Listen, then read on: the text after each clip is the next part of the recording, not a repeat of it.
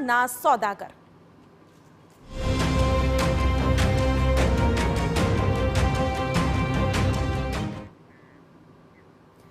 રાજ્યમાં શાળા સંચાલકો પાસેથી તોડપાણી કરનાર અને કહેવાતા આરટીઆઈ એક્ટિવિસ્ટ મહેન્દ્ર પટેલ નામના શખ્સની પોલીસે ધરપકડ કરી છે। મહેન્દ્ર પટેલે 18 કરતાં વધુ શાળાઓનો તોડ કર્યો છે। સુરત શાળા સંચાલક પાસેથી 66 લાખ રૂપિયા પડાવી લીધા હતા અને મહેન્દ્ર પટેલ શાળાની મંજૂરી વિશે આરટીઆઈ કરી માહિતી માંગ્યા પછી તોડપાણી કરતો હતો। સુરતની શાળાના સંચાલકે સીઆઈડી ક્રાઇમમાં ફરિયાદ દાખલ કરી હતી, જેના આધારે તોડ કેસમાં મહેન્દ્ર પટેલની ધરપકડ કરી હતી।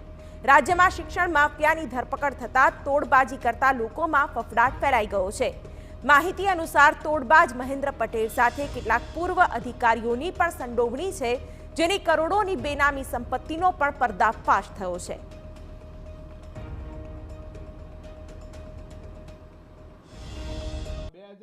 થી 2023 સુધી અલગ અલગ સમયાંતરે આ મહેન્દ્રભાઈ પટેલે સ્કૂલોમાં નકશાના પ્રોબ્લેમ છે તથા બીજી નાની મોટી ત્રુટીઓ છે, જેના આધારે હું અરજી કરી ડીઓ કચેરી અને તમારી સ્કૂલ બંધ કરાવી દઈશ તેવી ધમકીઓ આપી અને નાણાં પડાવેલ છે।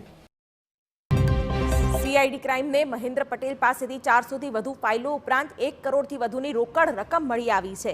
આ સિવાય સોનાના દાગીના પણ મળી આવ્યા છે, જેને પગલે શાળાની મંજૂરી માંગી હોય તેમની સાથે સેટિંગ કરતો હતો।